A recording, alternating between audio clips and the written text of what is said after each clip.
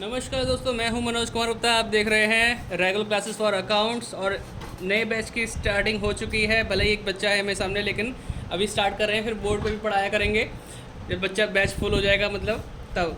तो फिलहाल अभी कॉस्ट पढ़ा रहे हैं। तो क्या कॉस्ट में चैप्टर कॉस्ट चल रही है स्वाति प्रकाशन से, कॉस्ट अकाउंटिंग स्वाति प्रकाशन बीकॉम सेकेंड ईयर के लिए, और चैप्टर चल रहा है 5 मटेरियल कंट्रोल। तो उसके कल मैंने कराया था एक क्वेश्चन नंबर 1, आज चलेगा क्वेश्चन नंबर 2।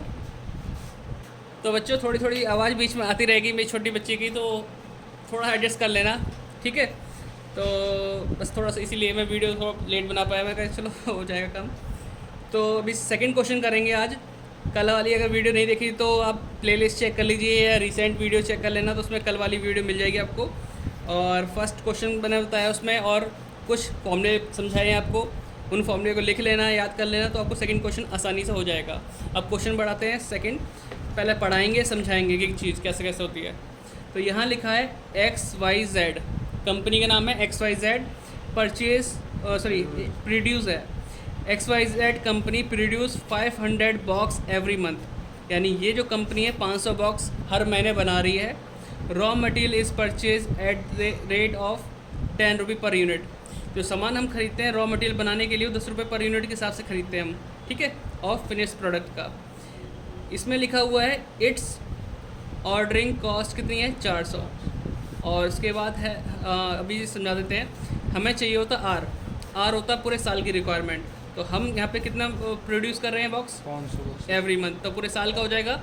मल्टीप्लाई कर दो इससे 12 से, तो 12 यानी 6000 हो गया हमारा आर। हम जो खरीद रहे हैं ये है परचेज प्राइस, पी हो गया हमारा। ऑर्डरिंग कॉस्ट कितना है, 400 रुपये ईच ऑर्डर, तो ये सी पी हो गया। सी एच हमें निकालना होगा क्योंकि ये लिखा एंड अदर कॉस्ट आर, और जो कॉस्ट है वो हमें नीचे मालूम दे रखा है, लेकिन ये सब सी एच के लिए हैं। सी एच क्या होता है, सी एच होता है हमारा होल्डिंग कॉस्ट या कैरिंग कॉस्ट, सामान को रखने की लागत।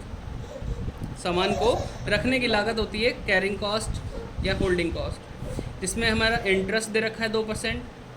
अब बच्चा तो आप यहाँ सोच रहे होंगे इंटरेस्ट 2% दे रखा है, क्यों दे रखा है, क्या ज़रूरत है इसकी, तो ये सब कुछ एक्सप्लेन करेंगे अभी आपको। गोदाम का किराया, गोडाउन रेंट 150 रुपये पर मंथ। इंश्योरेंस प्रीमियम है 3.6 per annum on A policy of 1 lakh. 1 lakh रुपए की पॉलिसी ली है, उसमें प्रीमियम कितना भरते हैं हम, 3.6 हर साल भरना पड़ता है प्रीमियम।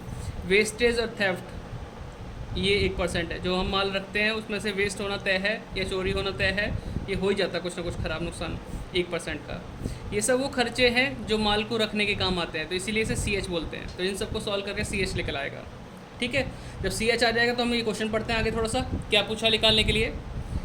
तो इस जो वीडियो में अगर छोटा छोटा दिख रहा हो तो दोस्तों, तो आप एक काम कर सकते हैं, इसे लैपटॉप वगैरह इस पर थोड़ा देखने की कोशिश करना, जूम करके, तो दिख जाए आराम से। बाकी क्योंकि लिखने के लिए जगह स्पेस चाहिए, इसलिए मैंने इसे कर रखा है ऐसे। अब आते हैं इस पर, हमें निकालना क्या है, कैरिंग कॉस्ट पर यूनिट, यानी कि सी एच निकालना है। सी एच क्या होती है, एक यूनिट को पूरे साल तक रखने का खर्चा। एक यूनिट को पूरे साल तक रखने का खर्चा क्या बैठता है, वो सी एच होती है। इकोनॉमिक ऑर्डर क्वांटिटी मतलब ई ओ क्यू है ना, एक ऐसी क्वांटिटी जिसको अगर हम मंगाते हैं तो कम से कम खर्चा आता है, जिसको प्रूफ करने के लिए हम क्या निकालते हैं, टोटल इन्वेंट्री कॉस्ट, कि भाई हमने ऐसी क्वांटिटी मंगाई है जिससे कम से कम खर्चा आएगा। कि कोई हमें ऑफ़र देगा ना सामने से कि आप 2000 यूनिट मंगा लो, 5000 मंगा लो, हम डिस्काउंट देंगे, तो उसको प्रूफ करने के लिए TIC हम जरूर निकालेंगे, EOQ निकालेंगे। तो हमारे पास 3 पॉइंट थे, carrying cost, economic order quantity और total inventory cost, TIC। 3 point solve करने हैं, इन्हें भी सॉल्व करना है, तब जाके हमारा क्वेश्चन सॉल्व होगा। तो सॉल्व करते हैं पहले कैरिंग कॉस्ट पर यूनिट पे, ठीक है।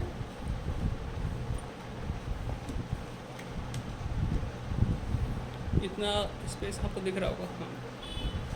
क्वेश्चन नंबर सेकंड, हमारे पास जो हमें इन्फॉर्मेशन पता है पहले वो लिख लेते हैं। आर, पहले आर लिखना है, जो कि 500 यूनिट बनाते हैं बॉक्स पर मंथ, तो पूरे 12 महीने के हिसाब से कितना चाहिए, 6000 यूनिट, यानी कि आर हो गया 6000। पी कितना था, 10 रुपीज़। सी पी कितना था, ऑर्डरिंग कॉस्ट 400 रुपये। सी एच हमें फाइंड आउट करना पड़ेगा, ठीक है। सी एच हमें निकालना पड़ेगा, उसके बाद हमें TIC भी निकालना है, EOQ भी निकालना है, EOQ और TIC भी निकालना है। तो पहले CH निकालें। बोला भी हमें है कि CH निकालो, कैलकुलेशन ऑफ CH यानी कैरिंग कॉस्ट। ठीक है, अब कैरिंग कॉस्ट निकालना है तो उसके लिए हमें पास बुक में दे रखे थे 4 पॉइंट। ठीक है, इंटरेस्ट, गोदाम किराया का और इंश्योरेंस प्रीमियम का और वेस्टेज का। ठीक है, इसके सबको जोड़ेंगे निकाल के सॉल्व करके तो हमारा आ जाएगा। तो पहले चलते हैं, यहाँ पे लिखते हैं कैरिंग कॉस्ट लिखा फर्स्ट। इन चारों में से जो आसान चीज़ें पहले वो बता रहा हूँ। गोदाम किराया यानी आप सामान को कहाँ रखते हो, गोदाम में। हाँ, तो गोडाउन रेंट, गोदाम का किराया दोगे। गोदाम का किराया देते हो 150 रुपये 1 महीने का, तो पूरे साल भर का कितना हो जाएगा? 150 इंटू 12 1800 करीबन हो जाता है। 150 इंटू 12 1800 रुपये आपका खर्चा हो गया पूरे साल का। ठीक है, बताओ कोई दिक्कत? जी नहीं। भाई सामान तो गोदाम में ही रखोगे। गोदाम किराया कितना भरते हो तुम? 150 रुपये हर महीने भरते हो, इंटू 12 कर दिया, आपका आ गया गोदाम किराया। अगला खर्चा था आपके पास इंश्योरेंस का। इंश्योरेंस ठीक है, आप इंश्योरेंस कराते हो, आपने पॉलिसी ले रखी है, तो इंश्योरेंस जो प्रीमियम भरते हैं उसका खर्चा कितना हुआ?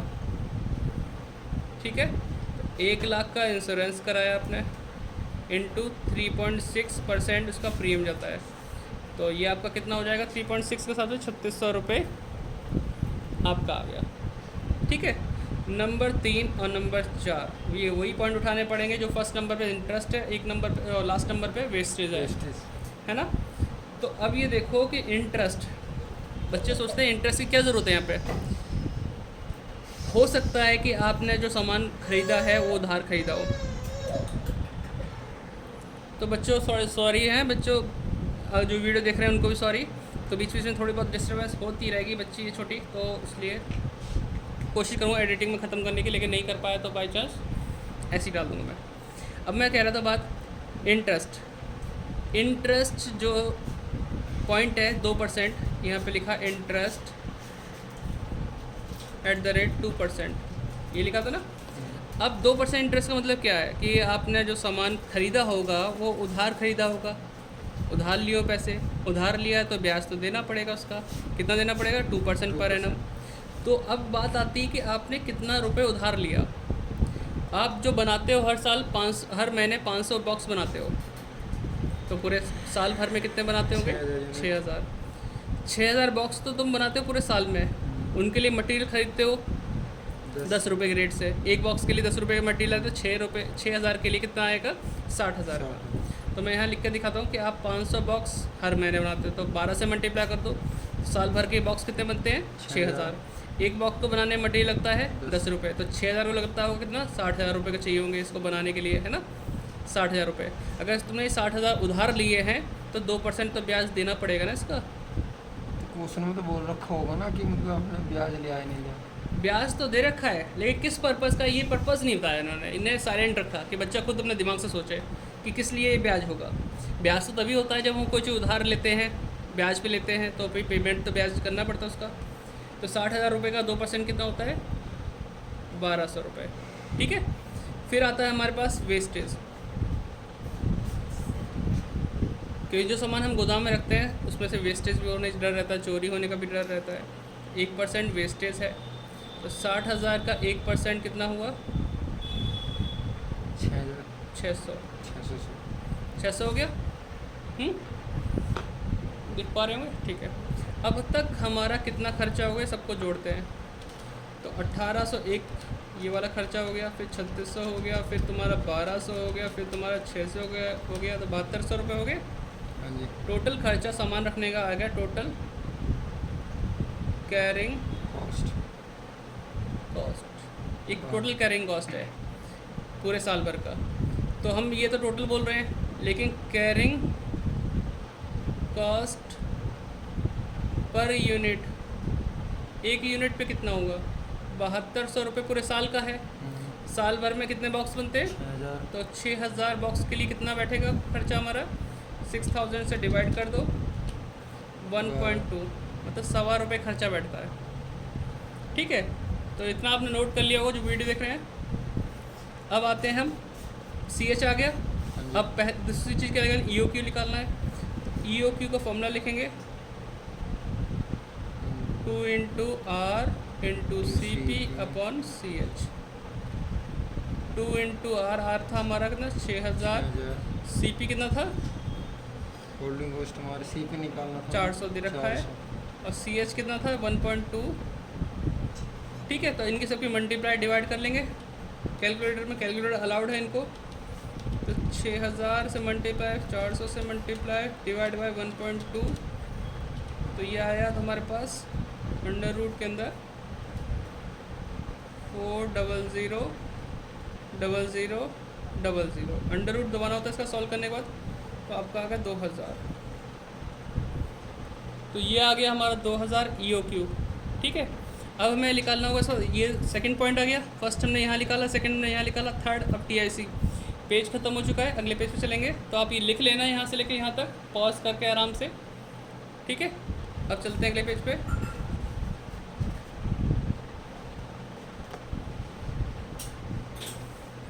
यहाँ पे क्या निकालेंगे, थर्ड पॉइंट टी आई सी, मतलब टोटल इन्वेंट्री कॉस्ट। तो इसके अंदर 3 पॉइंट आते हैं जो भी बताया था लास्ट वीडियो में। तो पहला होता है टोटल परचेज प्राइस। जितना आप बोल बोल के रखोगे ना, बस सुनोगे बोलोगे दोहराओगे तो याद रहेगा, फॉर्मूले भूलोगे नहीं। Total purchase price. Number 2 total ordering cost. Number 3 total carrying cost. ठीक है, इसका फॉर्मूला था आर इंटू पी, इसका होता है R upon Q zero into C P, याद भी हो जाएगा इसे कर करके। इसका होता है Q zero upon 2 into C H. ठीक है, आर तो हमने पीछे देखा था, आर कितना था 6000 था ना, हाँ, इंटू 10 रुपये वो था ना प्राइस परचेज 60,000 हो गया। फिर यहाँ पे आते हैं नहीं 6000, आर तो 6000 था ना, क्यू ज़ीरो हमने पीछे देखना पड़ेगा कि जो ई ओ क्यू आया है वही हमारा क्यू ज़ीरो है, तो 2000 है ना। हाँ जी। तो 2000 से डिवाइड करना है इंटू सी पी कितना था 400 रुपये था ना, 400। तो ये 1200 के करीबन हो जाएगा। देखो 6000 डिवाइड बाय 2000 इंटू 400, तो ये 1200 हो गया।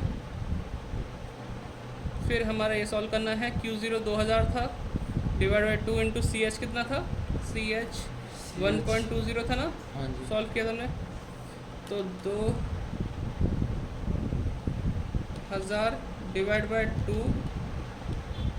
ठीक है, इंटू 1.20, 1200। काफ़ी हद तक आप देखोगे ना ई ओ क्यू से सॉल्व करने पे टी आई सी के ये दोनों चीज़ें सेम आती हैं। 1200 यहाँ तो 1200 यहाँ भी आएगा लगभग। कभी कभी होता है बहुत रेयर चांस कि अलग अलग आए।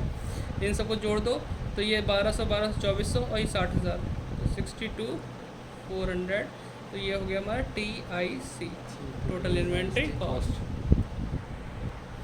तो कैसा लगा क्वेश्चन? फिलहाल ये कंप्लीट हो चुका है। ये टी आई सी निकाला हमने,